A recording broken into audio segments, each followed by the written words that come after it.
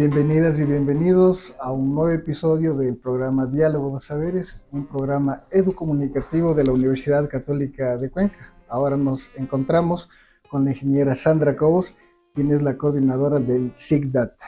Le queremos dar la más cordial bienvenida, ingeniera. Muchísimas gracias, un gusto estar en estos espacios.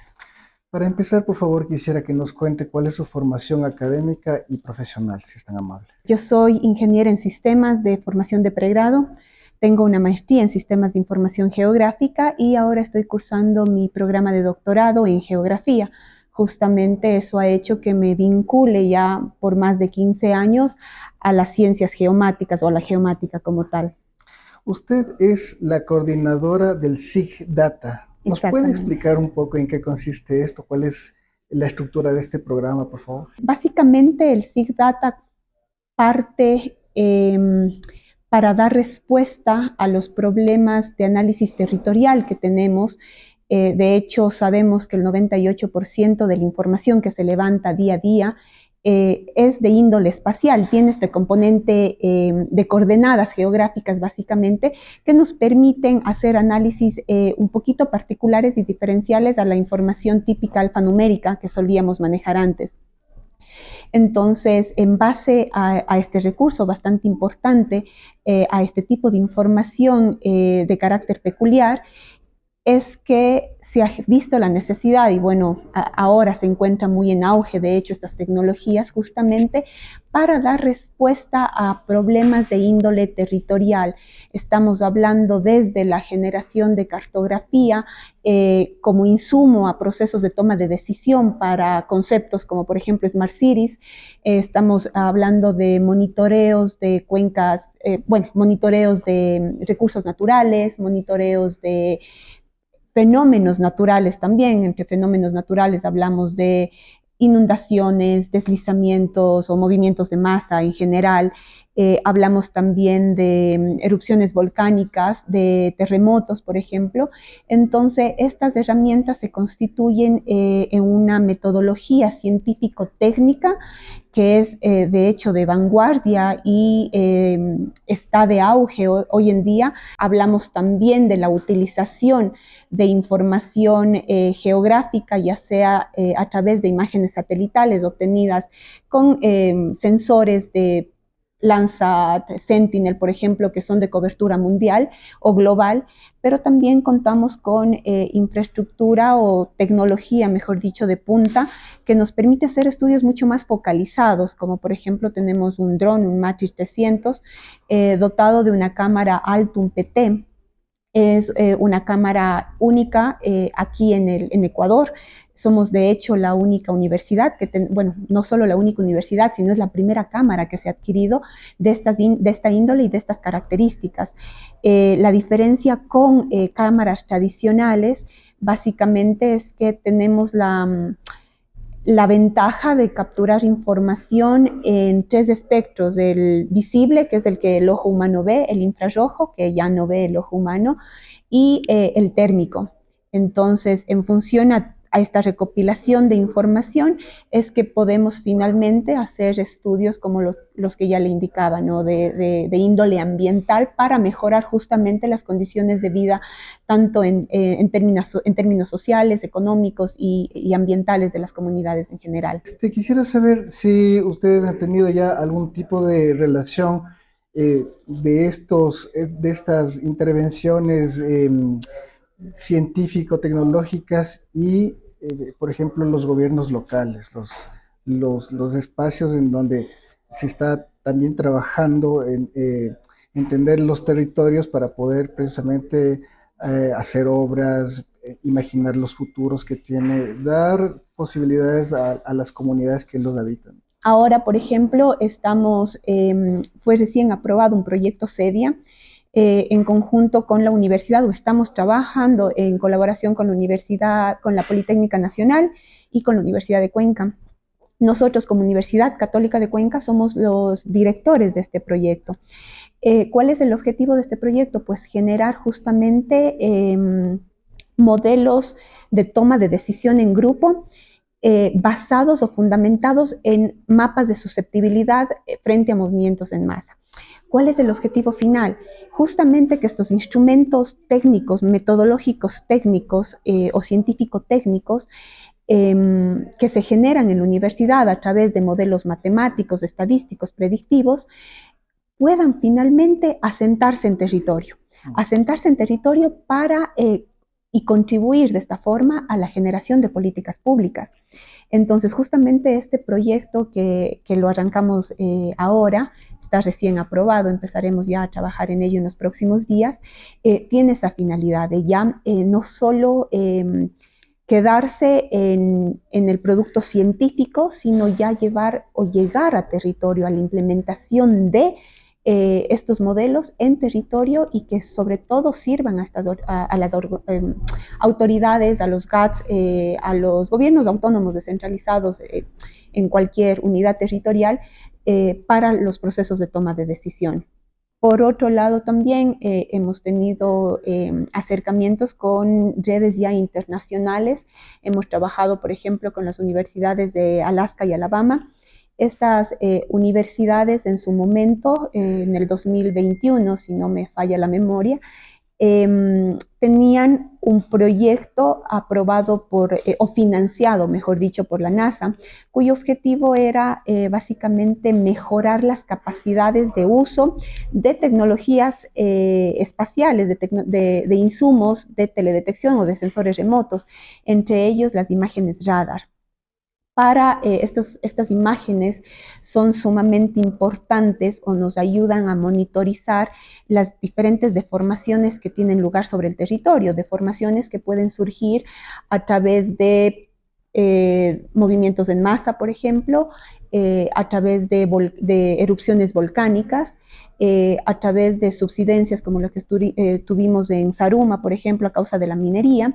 Entonces, estos diferentes fenómenos originan que el territorio tenga una cierta deformación. Y gracias a estas tecnologías, que de hecho permiten un análisis multitemporal, somos nosotros capaces de monitorizar cuánto se va moviendo a lo largo de un determinado tiempo, periodo de tiempo, ¿no? Permítame insistir en esto, es decir, los gobiernos autónomos descentralizados tienen una función fundamental que es precisamente la creación de planes de desarrollo cuyo componente territorial es Básico. fundamental. Ahora bien, también este componente de información en alguna medida tiene que estar actualizado, tiene que ser un tema preventivo, pero también tiene que servir para poder pensar A hacia futuro. adelante, ¿no? ¿Cómo están ustedes mirando esto? Justamente el objetivo básicamente es aportar, bueno, desde la academia, desde lo que podríamos hacer dentro de la universidad, es aportar con la generación de información geográfica. Cabe recalcar también que los municipios por sí tienen ya alguna información que ha sido dotada a nivel estatal, por el mismo Estado, sabiendo que el levantamiento de esta información es sumamente costosa.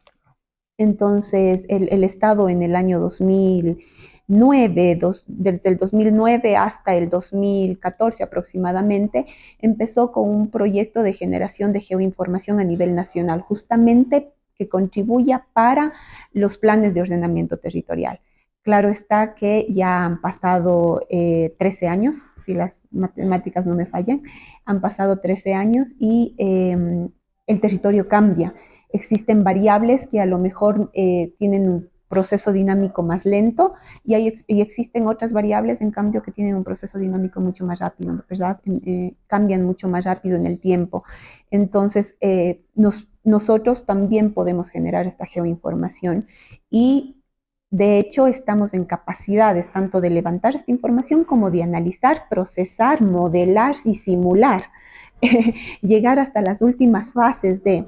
Este es sí, digamos, este es un laboratorio de investigación. Me gustaría saber con qué carreras han tenido mayor interacción últimamente. Bueno, hemos estado trabajando con las ingenierías, con las diversas ingenierías en el ámbito civil, en el ámbito eléctrico, con agronomía también, con las TICs. Hemos estado vinculándonos a través de diversos proyectos. eh, asociándonos o trabajando en conjunto, tanto con profesores de grado como profesores de posgrado también. De hecho, tenemos vinculaciones con maestrías que están, que tiene la Universidad Católica de Cuenca y, como le decía, con carreras de pregrado también. Usted me hablaba también que hay, digamos, una interesante red de relaciones internacionales con otras universidades. Em, pero la pregunta va en el sentido de que es interesante mirar cómo se produce esta propuesta. Es una propuesta pionera, es una propuesta también no convencional. Hay una apuesta de la universidad sobre estas intervenciones tecnológicas, científicas. ¿De dónde surge todo esto?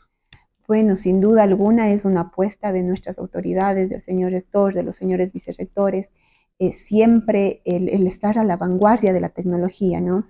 Nos ha permitido la formación de este laboratorio, pero a su vez también estas necesidades surgen ya de una tendencia a nivel global.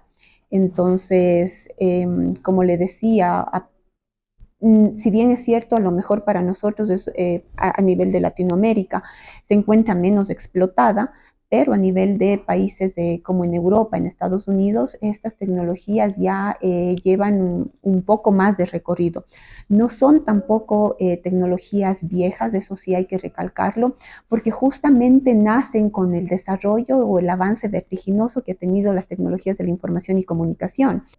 Ya contamos con mapas digitales, con mapas dinámicos, con mapas en la web, con los famosos geovisores, por ejemplo, en donde nosotros ya básicamente el usuario convencional puede generar su propio mapa a partir de la información que tenemos disponible, claro está. En el año 2009 aproximadamente se tuvo a nivel de Estado iniciativas de justamente democratizar el uso de la información geográfica, justamente porque el levantamiento de esta información es costosa, repercute en tiempos y recursos humanos bastante amplios. Entonces, en su momento el objetivo era generar estas famosas infraestructuras de datos espaciales, así se denominan, eh, que a su vez lo que hacía era cada institución generadora de información geográfica constituya o se encargue del manejo, administración, gestión de su información, pero que formen parte de un gran nodo, que sería la infraestructura de datos espaciales del Ecuador o la IEDG. Y a su vez esta gran entidad ser la distribuidora de información o la que centralizaba básicamente los recursos de las diferentes fuentes que teníamos, ¿no? Sin embargo, esto requiere un interés o un recurso político bastante interesante y una voluntad política bastante interesante.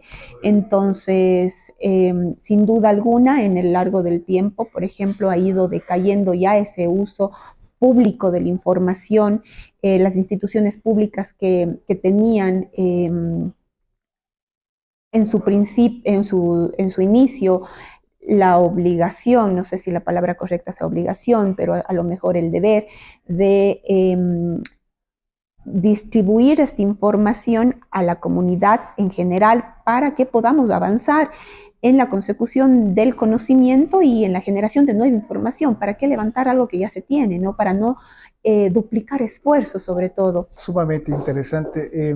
La primera parte de su intervención me da la impresión de que, claro, adicionalmente al levantamiento de la información geomática, ¿no?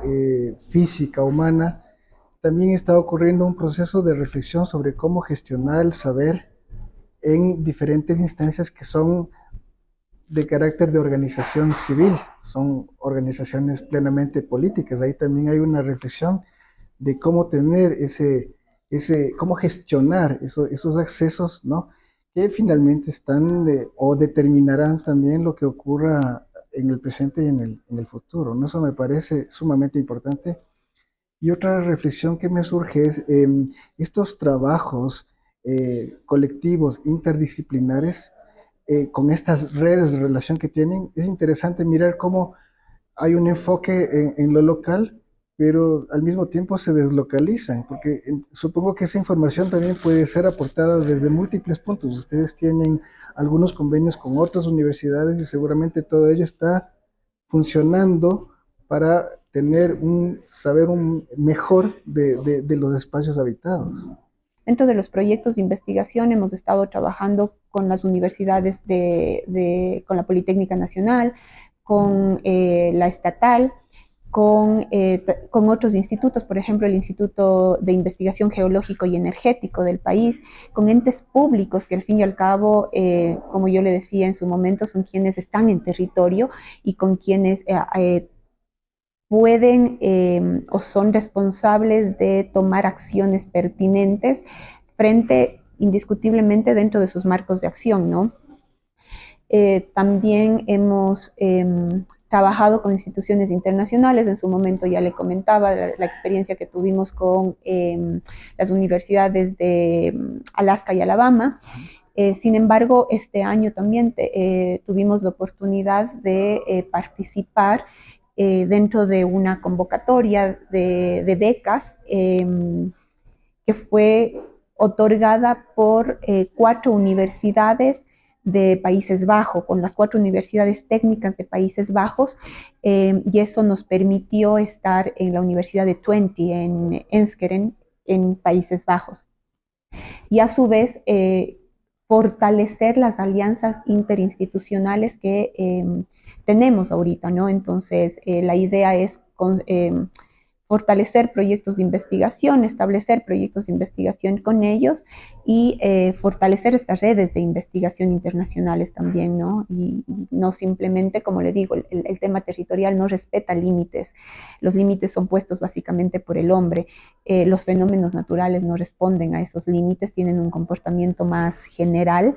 Entonces, indiscutiblemente es importante para nosotros establecer estas alianzas con otras instancias, con otros instancias en otros territorios, de territorios vecinos sobre todo, y, ¿por qué no? Como le comentaba también, ya instancias en otros continentes, que básicamente con eso estamos demostrando que la Universidad Católica de Cuenca tiene las capacidades para estar en esos niveles, estamos a esos niveles y estamos trabajando con alianzas internacionales.